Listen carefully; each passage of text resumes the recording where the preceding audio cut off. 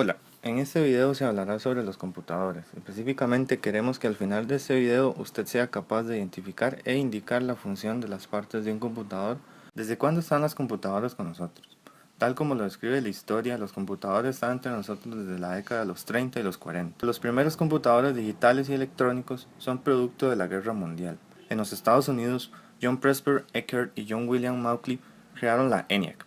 Posteriormente, crearon la UNIVAC. A partir de ahí ocurren hechos importantes como la creación de los transistores. Según el diccionario de la Real Academia Española, se define computadora como una máquina electrónica, analógica o digital dotada de una memoria de gran capacidad. La computadora sirve al hombre como una valiosa herramienta para realizar y simplificar muchas de sus actividades. En sí, es un dispositivo electrónico capaz de interpretar y ejecutar los comandos programados para realizar en forma general las funciones de operaciones de entrada al ser receptor de información, operaciones de cálculo, lógica y almacenamiento. ¿Y cómo sería la vida sin los computadores? Sería muy diferente a la que conocemos hoy, ya que muchas de las comodidades que conocemos actualmente son producto de las computadoras. Una de las mayores facilidades que nos ha otorgado las computadoras es el Internet, la cual es una de las principales fuentes de información y comunicación en el mundo, de la cual muchas personas dependen. La verdad es que los computadores se han vuelto indispensables en nuestras vidas. Vamos a hablar específicamente de las partes de la computadora. Iniciaremos con lo que son los periféricos. ¿Qué son los periféricos? Los periféricos son los dispositivos con los cuales el computador se comunica con el entorno exterior para recibir datos, procesarlos y mostrarlos mediante otro dispositivo. Existen dos tipos de periféricos, los de entrada y los de salida. Los periféricos de entrada son los dispositivos que transforman la información brindada desde el exterior en señales codificadas para transmitirlas, interpretarlas y procesarlas en el computador. Los periféricos de salida son los dispositivos con los que el computador da las respuestas o los resultados de los programas que se ejecutaron. Existen tres formas de controlar un periférico. La primera es entrada-salida programada. El inicio de la operación de entrada-salida se realiza por la iniciativa del CPU, dependiendo del programa de ejecución. La segunda forma es por medio de interrupciones. Mediante esta técnica se permite a los periféricos actuar de forma independiente e interrumpir al procesador cuando existe algún dato o bloque de datos a transmitir desde o hacia la memoria. Y la tercera forma es la gestión autónoma de periféricos o DMA. Los periféricos tienen acceso directo a la memoria y una vez que el procesador les asigna una tarea, la ejecuta de forma enteramente independiente, indicando al procesador mediante un mecanismo de interrupciones el fin de esta tarea asignada. Estos dispositivos están conectados a lo que se llama la tarjeta madre. La tarjeta madre es un circuito integrado con varios microchips y diferentes tipos de ranuras y conectores. En ella se conectan todos los componentes del computador, incluyendo el procesador. En la tarjeta madre, el procesador se ubica en el socket blanco y es el cerebro de la computadora.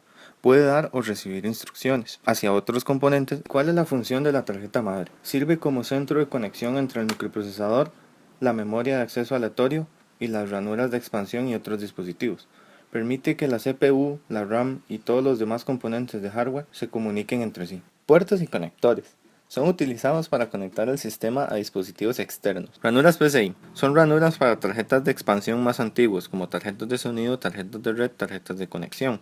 Ranuras PCI Express X1. Estas ranuras son para tarjetas de expansión modernas tales como tarjetas de sonido y tarjetas de red. También existen las ranuras PCI Express X16. Estas ranuras son para tarjetas de gráficos discretos. Zócalo del CPU. Es un sistema electromecánico de soporte y conexión eléctrica, instalado en la placa base que se usa para fijar y conectar un microprocesador. Ahora el panel frontal de conectores USB 2.0.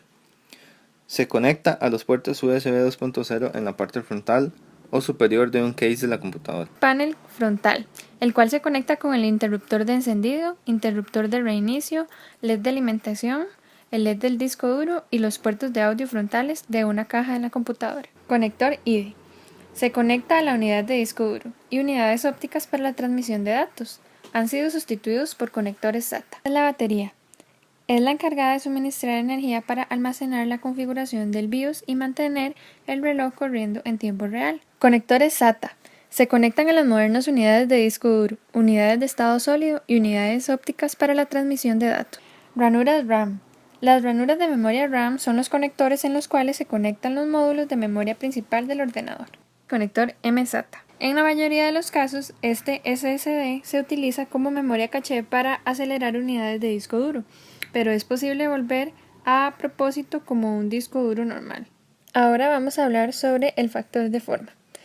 Este es un estándar que define algunas de las características físicas de las tarjetas madres para una computadora. Las características que define el factor de forma son la forma de la tarjeta madre, ya sea rectangular o cuadrada, las dimensiones exactas en ancho y largo, las posiciones de anclajes, que serían las coordenadas donde se ubican los tornillos, la distribución de los componentes, como por ejemplo las ranuras de expansión y los conectores de la parte trasera, la forma física del conector de la fuente de alimentación, las conexiones eléctricas de la fuente de alimentación, es decir, cuántos cables requiere la placa base de la fuente de alimentación, sus voltajes y su función. Algunos de los componentes electrónicos que se pueden encontrar en la tarjeta madre son capacitores, inductores, transistores, disipadores de calor, resistencias, diodos, circuitos integrados, compuertas lógicas, microprocesadores, osciladores, tiristores, relés, amplificadores operacionales, conectores,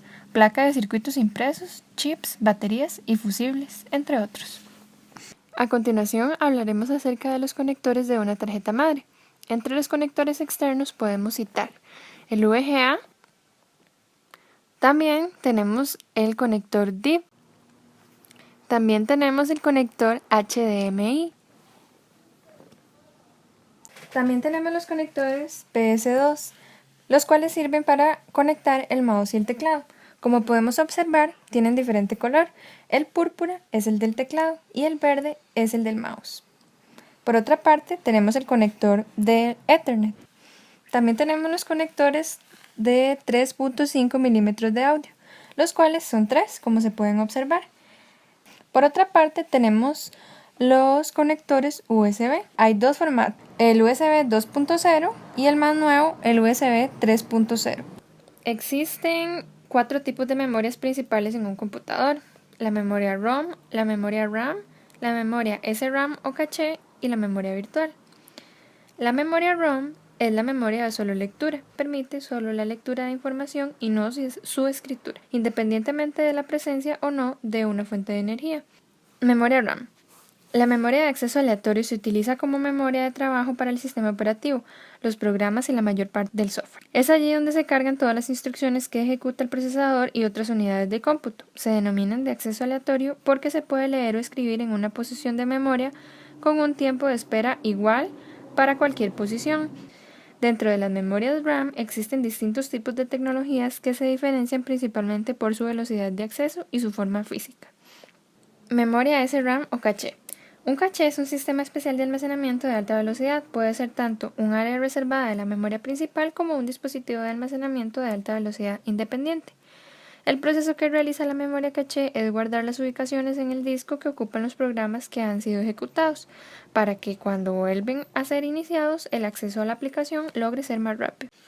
En algunas memorias, sobre todo en aquellas que poseen el sistema operativo Microsoft Windows o Linux, también encontraremos la denominada memoria virtual o memoria swap. Este tipo de memoria, que funciona de manera similar que la caché, es creada por el sistema operativo para ser utilizada exclusivamente por él mismo. En el caso de Linux, esta se denomina memoria swap. Generalmente está ubicada en una partición diferente del disco, mientras que en el sistema operativo Microsoft Windows es un archivo dentro del mismo sistema operativo. La memoria que utiliza un computador para mostrar video normalmente está incorporada en una tarjeta madre o bien en una tarjeta de expansión comúnmente llamada tarjeta video. Esta es la encargada de procesar los datos provenientes de la CPU y transformarlos en información comprensible y representable en un dispositivo de salida. Tiene 4 componentes principales: el CPU, la memoria, las salidas y la refrigeración. Se podría decir que una tarjeta de video integra cierta cantidad de memoria RAM especial llamada VRAM, lo cual se encarga exclusivamente de almacenar los datos referentes a gráficos mientras una aplicación gráfica lo solicite. Un chipset es un conjunto de circuitos integrados diseñados en base a la arquitectura de un procesador, permitiendo que este tipo de procesadores funcionen en una placa base. Sirven de puente de comunicación con el resto de componentes de la placa. La placa base moderna suelen incluir 2 integrados denominados puente norte y puente sur, y suelen ser los circuitos integrados más grandes después de microprocesador. El BIOS es el acrónimo de Binary Input Output System y se encuentra en todos los PCs. Su su importancia es tal que sin este componente no se podría encender el equipo. Físicamente el BIOS no es más que un pequeño chip que se activa cuando pulsas el botón de encendido. ¿Por qué se actualiza el BIOS y los chipsets? Con el avance de la industria informática, muchas veces se hace necesaria la actualización del BIOS o chipsets por una versión más moderna del mismo, con el fin de que nos brinde nuevas funciones o para poder añadir nuevos componentes de hardware que puedan ser detectados por el sistema. Vamos a explicar lo que es el POS. Por sus siglas significan Power On Self Test. Es la serie de comprobaciones de una computadora hace a sus dispositivos al iniciar el sistema. En general, estas son las tareas que se desarrollan durante el POS. Verificar la integridad del código de la BIOS, encontrar, medir y verificar la memoria principal del sistema, descubrir, inicializar y catalogar todos los buses de los dispositivos del sistema, pasar el control a una BIOS más especializada si fuera requerido, proveer una interfaz de usuario para la configuración del sistema. Ahora vamos a describir el proceso de encendido en computadora. Cuando se arranca un computador, el BIOS inicia su ejecución. Así se realizan las funciones del POS. El primer sector del dispositivo de arranque se lee y se coloca en la memoria, para luego ejecutarse.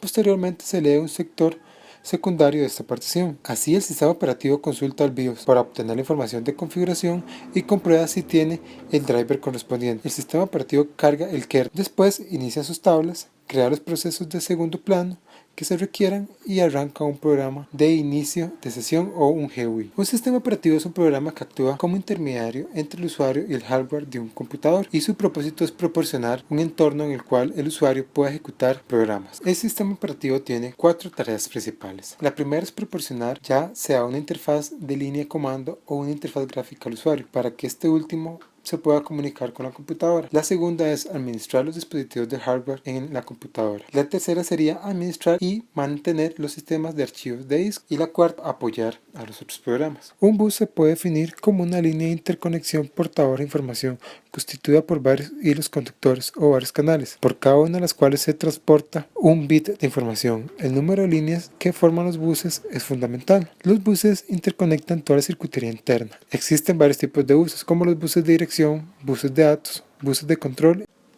De esta manera finalizamos el video de las partes de un computador. Esperamos que haya sido de mucho provecho.